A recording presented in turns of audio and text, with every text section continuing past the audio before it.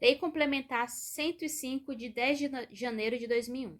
Dispõe sobre o sigilo das operações de instituições financeiras e da outras providências. Artigo 1º. As instituições financeiras conservarão sigilo em suas operações ativas e passivas e serviços prestados. Parágrafo 1º.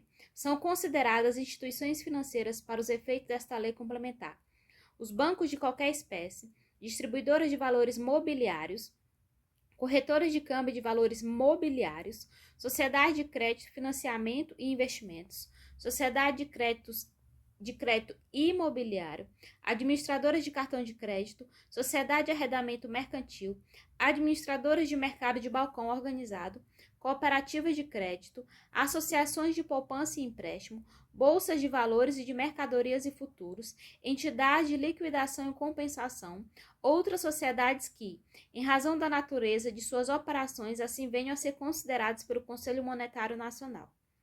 Parágrafo 2º. As empresas de fomento comercial ou factory, para os efeitos desta lei complementar, obedecerão às normas aplicáveis às instituições financeiras previstas no parágrafo 1º. Parágrafo 3º. Não constitui violação do dever de sigilo. 1. A troca de informações entre instituições financeiras para fins cadastrais, inclusive por intermédio de centrais de risco, observadas as normas baixadas pelo Conselho Monetário Nacional e pelo Banco Central do Brasil. 2. O fornecimento de informações constante de cadastro de emitentes, de cheques sem provisão de fundos e de devedores inadimplentes à entidade de proteção ao crédito, observadas as normas baixadas pelo Conselho Monetário Nacional e pelo Banco Central do Brasil. 3. O fornecimento das informações de que trata o parágrafo 2º do artigo 11 da Lei 9.311 de 1996. 4. A comunicação às autoridades competentes da prática de ilícitos penais ou administrativos, abrangendo o fornecimento de informações sobre operações que envolvam recursos provenientes de qualquer prática criminosa. 5. A revelação de informações sigilosas com o consentimento expresso dos interessados. 6. A prestação de informações nos termos e condições estabelecidos nos artigos 2º, 3º, 4º, 5º, 6º, 7º e 9 desta lei complementar. 7. Fornecimento de dados financeiros de pagamentos relativos a operações de crédito e obrigações de pagamento adimplidas ou em andamento de pessoas naturais ou jurídicas, a gestores de bancos de dados para a formação de histórico de crédito nos termos de lei específica. 4. A quebra de sigilo poderá ser decretada quando necessária para a apuração de ocorrência de qualquer ilícito em qualquer fase do inquérito ou do processo judicial, especialmente nos seguintes crimes: 1. De terrorismo. 2. De tráfico ilícito de substâncias entorpecentes ou drogas afins. 3. De contrabando ou tráfico de armas, munições ou material destinado à sua produção. 4. De extorsão mediante sequestro. 5. Contra o sistema financeiro nacional. 6. Contra a administração pública. 7. Contra a ordem tributária e a previdência social. 8. Lavagem de dinheiro e ocultação de bens, direitos e valores. 9. Praticado por organização criminosa. Segundo, o dever de sigilo é extensivo ao Banco Central do Brasil em relação às operações que realizar e às informações que obtiver no exercício de suas atribuições. Parágrafo 1º. O sigilo, inclusive quanto às contas de depósito, aplicações e investimentos mantidos em instituições financeiras, não pode ser oposto ao Banco Central do Brasil. 1. No desempenho de suas funções de fiscalização, compreendendo a apuração a qualquer tempo de ilícitos praticados por controladores, administradores, membros de conselhos estatutários, gerentes, mandatários e prepostos de instituições financeiras. 2. Ao proceder a inquérito em instituição financeira submetida a regime especial. Parágrafo 2º.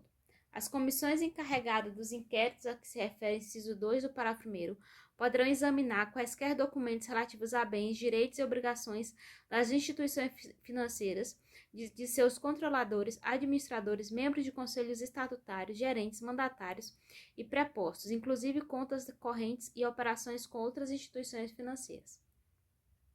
Parágrafo 3º. O disposto neste artigo aplica-se à Comissão de Valores Mobiliários quando se tratar de fiscalização de operações e serviços no mercado de valores mobiliários, inclusive nas instituições financeiras que sejam companhias abertas. Parágrafo 4º. O Banco Central do Brasil e a Comissão de Valores Mobiliários, em suas áreas de competência, poderão firmar convênios. 1. com outros órgãos públicos fiscalizadores de instituições financeiras, objetivando a realização de fiscalizações conjuntas, observadas as respectivas competências. 2. Com bancos centrais ou entidades fiscalizadoras de outros países, objetivando a fiscalização de filiais e subsidiárias de instituições financeiras estrangeiras em funcionamento no Brasil e de filiais e subsidiárias no exterior de instituições financeiras brasileiras. B. A cooperação mútua e intercâmbio de informações para investigação de atividades ou operações que impliquem aplicação, negociação, ocultação ou transferência de ativos financeiros e de valores mobiliários relacionados com a prática de condutas ilícitas. Parágrafo 5º. O dever de sigilo de que trata esta lei complementar estende-se aos órgãos fiscalizadores mencionados no parágrafo 4º e a seus agentes. Parágrafo 6º. O Banco Central do Brasil, a Comissão de Valores Mobiliários e os demais órgãos de fiscalização, nas áreas de suas atribuições, fornecerão ao Conselho de Controle de Atividade Financeira, COAF, de que trata o artigo 14 da Lei 9.603, as informações cadastrais e de movimento de valores relativas às operações previstas no inciso 1 do artigo 11 da referida lei. Artigo 3º.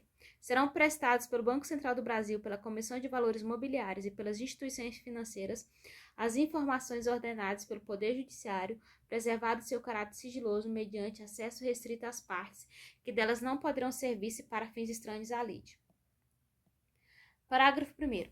Depende de prévia autorização do Poder Judiciário a prestação de informações e o fornecimento de documentos sigilosos solicitados por comissão de inquérito administrativo destinada a apurar a responsabilidade de servidor público por infração praticada no exercício de suas atribuições ou que tenha relação com as atribuições do cargo em que se encontra investido.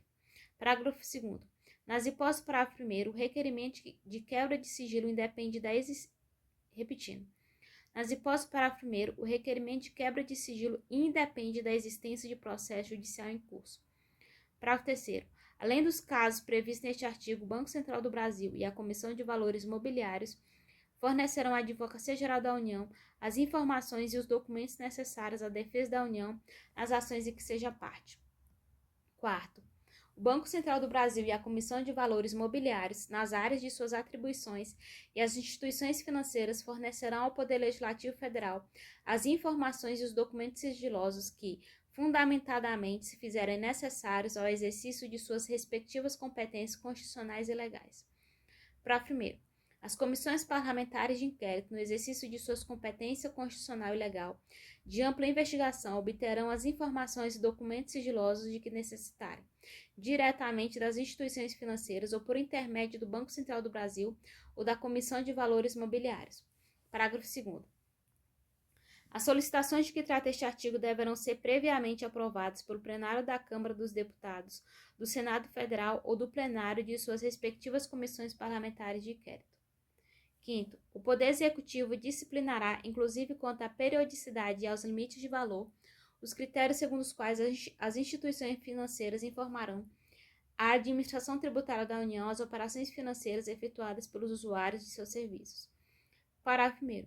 Consideram-se operações financeiras para os efeitos deste artigo 1. Depósitos à vista e a prazo, inclusive em conta de poupança. 2. Pagamentos efetuados em moeda corrente ou em cheques. 3. Emissão de ordens de crédito, documentos assemelhados. 4. Resgates em contas de depósito à vista ou a prazo, inclusive de poupança. 5. Contratos de mútuo. 6. Descontos de duplicatas, notas promissórias e outros títulos de crédito. 7. Aquisições e vendas de títulos de renda fixa ou variável. 8. Aplicações em fundo de investimentos. 9. Aquisições de moeda estrangeira. 10. Conversões de moeda estrangeira em moeda nacional. 11. Transferência de moeda e outros valores para o exterior. 12. Operações com ouro ativo financeiro. 13. Operações com cartão de crédito. 14. Operações de arrendamento mercantil. E 15. Quaisquer outras operações de natureza semelhante que venham a ser autorizadas pelo Banco Central do Brasil, Comissão de Valores Mobiliários ou outros órgãos competentes. Parágrafo 2º. As informações transferidas na forma do caput deste artigo restringir-se-ão a informes relacionados com a identificação dos titulares das operações e os montantes globais mensalmente movimentados, vedada a inserção de qualquer elemento que permita identificar a sua origem ou a natureza dos gastos a partir deles efetuados. Parágrafo 3º. Não se incluem entre as informações de que trata este artigo as operações financeiras efetuadas pelas administrações direta e indireta da União, dos Estados, do Distrito Federal e dos municípios. Parágrafo 4º. Receber as informações de que trata este artigo, se detectados indícios de falhas, incorreções ou omissões, ou de cometimento de ilícito fiscal, a autoridade interessada poderá requisitar as informações e os documentos de que necessitar, bem como realizar fiscalização ou auditoria para a adequada apuração dos fatos. Parágrafo 5º. As informações a que se refere este artigo serão conservadas sob sigilo fiscal, na forma da legislação em vigor. Artigo 6º. As autoridades e os agentes fiscais tributários da União, dos Estados, do Distrito Federal e dos municípios somente poderão examinar documentos, livros e registros de instituições financeiras, inclusive os referentes a contas de depósito e aplicações financeiras, quando houver processo administrativo instaurado ou procedimento fiscal em curso e tais exames sejam considerados indispensáveis pela autoridade administrativa competente. Parágrafo único. O resultado dos exames, as informações e os documentos a que se refere este artigo serão conservados em sigilo, observada a legislação tributária. 7º. Sem prejuízo do disposto no parágrafo 3º do artigo 2º, a Comissão de Valores Mobiliários, instaurado o inquérito administrativo, poderá solicitar à autoridade judiciária competente o levantamento do sigilo junto às instituições financeiras de informações e documentos relativos a bens, direitos e obrigações de pessoa física ou jurídica submetida ao seu poder disciplinar. Parágrafo único. O Banco Central do Brasil e a Comissão de Valores Mobiliários manterão um permanente intercâmbio de informações acerca dos resultados das inspeções que realizarem, dos inquéritos que instaurarem e das penalidades que aplicarem, sempre que as informações forem necessárias ao desempenho de suas atividades. 8º. O cumprimento das exigências e formalidades previstas nos artigos 4º, 6º e 7º serão expressamente declarado pelas autoridades competentes nas solicitações dirigidas ao Banco Central do Brasil, à Comissão de Valores Mobiliários ou a instituições financeiras. 9º.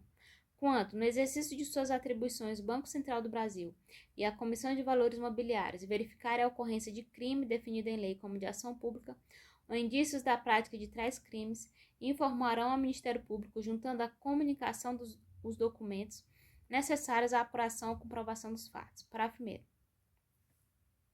A comunicação de que trata este artigo será efetuada pelos presidentes do Banco Central do Brasil e da Comissão de Valores Mobiliários, admitida delegação de competência, no prazo máximo de 15 dias a contar do recebimento do processo, com manifestação dos respectivos serviços jurídicos. Parágrafo 2º. Independentemente do disposto no caput deste artigo, o Banco Central do Brasil e a Comissão de Valores Mobiliários comunicarão aos órgãos públicos competentes as irregularidades e os delitos administrativos de que tenham conhecimento ou indícios de sua prática, anexando os documentos pertinentes. 10. A quebra de sigilo, fora das hipóteses autorizadas nesta lei complementar, constitui crime e sujeitos responsáveis a pena de reclusão de 1 a 4 anos e multa, aplicando-se no que couber ao Código Penal sem prejuízo de outras sanções cabíveis. Parágrafo único. Incorre nas mesmas penas quem omitir, retardar injustificadamente ou prestar falsamente as informações requeridas nos termos desta lei complementar. 11. O servidor público que utilizar ou viabilizar a utilização de qualquer informação obtida em decorrência da quebra de sigilo de que trata esta lei complementar, responde pessoal e diretamente pelos danos decorrentes, sem prejuízo da responsabilidade objetiva da entidade pública, quando comprovado que o servidor agiu de acordo com a orientação oficial. 12. Esta lei complementar entra em vigor na data de sua publicação. 13. Revoga-se o artigo 38 da Lei 4.595 de 64.